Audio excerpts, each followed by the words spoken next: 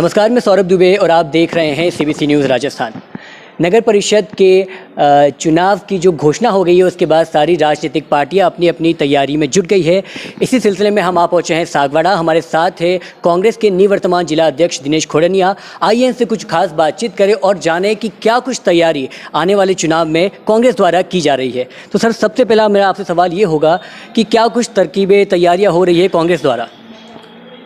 Bharatiya Janata party की डूंगरपुर में और सागवाड़ा में पिछले लंबे समय से इनके बोर्ड बन रहे हैं। जनता ने इनको जिताया था, लेकिन वो उनके अपेक्षा पे खरे नहीं उतर पाई है। और सागवाड़ा में इस भारतीय जनता पार्टी बोर्ड के खिलाफ काफ़ी माहौल है। जनता नाराज़ है, मंजूरियाँ मिल नहीं रही हैं, सड़कें बनी नहीं हैं, पानी की समस्याएं हैं, सीवरेज का बड़ा प्रॉब्लम है। जो खाद्यान्न सुरक्षा के अंदर जो सिफारिशें होनी चाहिए थी वो हो नहीं पाई है। तो आम जनता त्रस्त है और अब की बार पूरी आम जनता ने कांग्रेस के प्रति अपना विश्वास जताया है। हर वार्ड के अंदर हमारे पास बहुत से आवेदन आ रहे हैं, वो इस बात की तायीद करते हैं कि अब की बार कांग्रेस का बोर्ड सागवाड़ा में बनने जा रहा है। डूंगरपुर में भी पिछले लंबे समय से उनके आपसी झगड़े जो रहे हैं भारतीय जनता पार्टी में, और अब की बार चूंकि राजस्थान के अंदर कांग्रेस पार्टी की सरकार है तो जनता ये अपेक्षा करती है कि राज्य सरकार से बढ़िया बजट विकास के लिए डूंगरपुर सागवाड़ा मिलेगा। तो अब की बार ये सब कांग्रेस की तरफ आ रहे हैं। तो जिस तरीके से आपने बोला कि प्रदेश में कांग्रेस की सरकार है, अभी फ़िलहाल जो निवर्तमान सभापति थे गुप्ता, उनका जो आवेदन निरस्त किया गया तो उन्होंने कहीं ना कहीं बताया कि एसडीएम पर राजनीतिक दबाव बनाया जा रहा है, और आपने बताया कि प्रदेश में जो कांग्रेस सरकार है, तो क्या कांग्रेस का इसमें कुछ हाथ? देखिए, के गुप्ता जी डूंगरपुर के सभापति हैं और 1991 से लगा करके डूंगरपुर में भारतीय जनता पार्टी का बोर्ड है। तो पिछले 26 सालों में 1 रुपए का विकास का काम भारतीय जनता पार्टी ने नहीं किया। के गुप्ता ने विकास के काम कराए, लेकिन वो भारतीय जनता पार्टी की आइडियोलॉजी से नहीं, वो उनके व्यक्तिगत उसके एफर्ट से उन्होंने किया। अब भारतीय जनता पार्टी उसको मानती नहीं है। के गुप्ता का जो मतदाता सूची के अंदर जो एपिसोड हुआ है वो दुर्भाग्यपूर्ण है। ऐसी गंदी राजनीति भारतीय जनता पार्टी ने जो की है कि भाई, अगर आपके वहाँ पर अगर के गुप्ता ने विकास के काम किए हैं और वो अगर सागवाड़ा आकर के लड़ना चाहता है तो उसका विरोध किसने किया? कांग्रेस ने तो किया नहीं है। बीजेपी के ही उनके ही पदाधिकारियों ने एसडीएम के वहाँ पर जाकर के कहा कि ये फर्जी तरीके से यहाँ पर आ रहा है। उसके विरोध में डूंगरपुर तक कलेक्टर के वहाँ पर विरोध किया, तो भाजपा के लोगों ने किया, कांग्रेस के लोगों ने नहीं। तो ये इनका विचारधारा बता रही कि अगर के गुप्ता को आप मानते ही नहीं हो, तो आप अगर के गुप्ता को आपका आदमी नहीं मान रहे हो, इसका मतलब वो विकास भी भाजपा का नहीं है, वो विकास भी सिर्फ के गुप्ता का है। तो अब सही चेहरे भाजपा के सामने आ गए। तो सर, क्या बीजेपी से गुप्ता का अलग होना कांग्रेस के चुनावी परिणाम पर कोई असर डाल सकता है? देखिए, चाहे के गुप्ता बीजेपी में रहें, चाहे बीजेपी के बाहर रहें, उससे कांग्रेस का कोई लेना देना नहीं। जनता अब की बार कांग्रेस पार्टी के साथ है।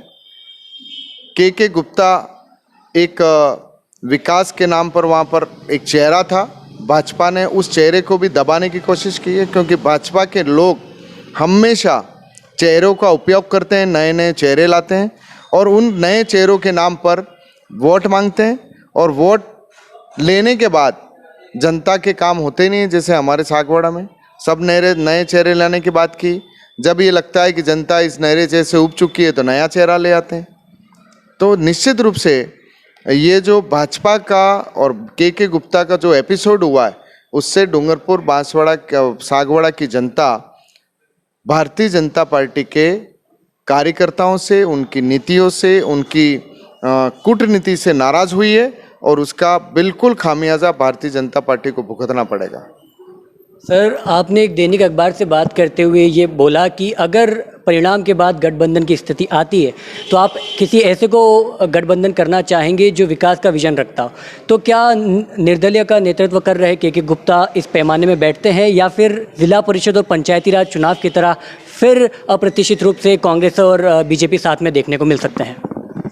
देखिए, जिला परिषद और पंचायत राज के चुनाव एक अलग तरीके थे। वहाँ किसी प्रकार का गठबंधन न कांग्रेस की किसी पार्टी से था, न वहाँ पर किसी तरीके का किसी पार्टी के साथ कोई सपोर्ट किया गया, वो निर्दलीय के साथ था। अब नगर पालिका और नगर परिषद चुनावों में हमें जो लग रहा है कि सागवाड़ा में फुल फ्लैश हम कांग्रेस का बोर्ड बनाने जा रहे हैं, डूंगरपुर में भी यही बात हमारे सामने आ रही है। तो अब की बार कांग्रेस को किसी के समर्थन की आवश्यकता नहीं है, न किसी से गठबंधन करने की आवश्यकता है। और सर, आखिर में सवाल ये था कि जो जिला परिषद और पंचायती राज चुनाव में जो भी कुछ हुआ उसके कारण कहीं ना कहीं मुस्लिम और एसटी वोट बैंक जो है कांग्रेस का, वो मुख्य वोट बैंक होने के नाते वो नाराज़ भी हुआ है। तो उनको साथ में लेकर चलने के साथ क्या रणनीति बनाई जा रही है कांग्रेस द्वारा? मुझे नहीं लगता कि किसी प्रकार की कोई नाराज़गी हुई है, क्योंकि जो कांग्रेस समर्थित हमारा आदिवासी समाज का वोट हो, चाहे मुस्लिम समाज का वोट हो, चाहे 36 कौम का आदमी हो, वो अपनी विचारधारा के हिसाब से कांग्रेस पार्टी के साथ है और रहेगा। हमारे साथ जुड़े थे कांग्रेस के निवर्तमान जिला अध्यक्ष दिनेश खोड़निया, जिन्होंने हमसे बात करते हुए बताया कि आखिर ये जो चुनाव आने वाले हैं, नगर परिषद और नगर निकाय के जो चुनाव है, इसमें क्या इनकी रणनीति रहेगी, किस तरीके से लोगों को साथ में लेकर चलेंगे और अगर कभी कोई स्थिति बनती है तो विकास को ये पहला मुद्दा रखेंगे। ऐसे ही सीबीसी का चुनावी सफ़र आगे चलता रहेगा, लोगों से बात करता रहेगा, जनप्रतिनिधियों से बात करता रहेगा और हर छोटी बड़ी अपडेट चुनाव से जुड़ी आप तक लाता रहेगा। मेरे सहयोगी शाहिद खान के साथ देखते रहिए CBC news. CBC news Rajasthan की यह खबर आपको कैसी लगी, नीचे कमेंट करके जरूर बताएं। अगर आप YouTube पर देख रहे हैं तो सीबीसी न्यूज़ का चैनल सब्सक्राइब करिए, पास में दिख रहे बेल आइकन को भी दबाइए, ताकि जब भी हम आपके लिए कोई खबर, कोई जानकारी लेकर आए तो सबसे पहले आपके पास नोटिफिकेशन पहुंचे। अगर आप Facebook पर देख रहे हैं तो सीबीसी न्यूज़ का पेज लाइक करिए। अगर आप Instagram पर देख रहे हैं तो आप हमें फॉलो कर सकते हैं।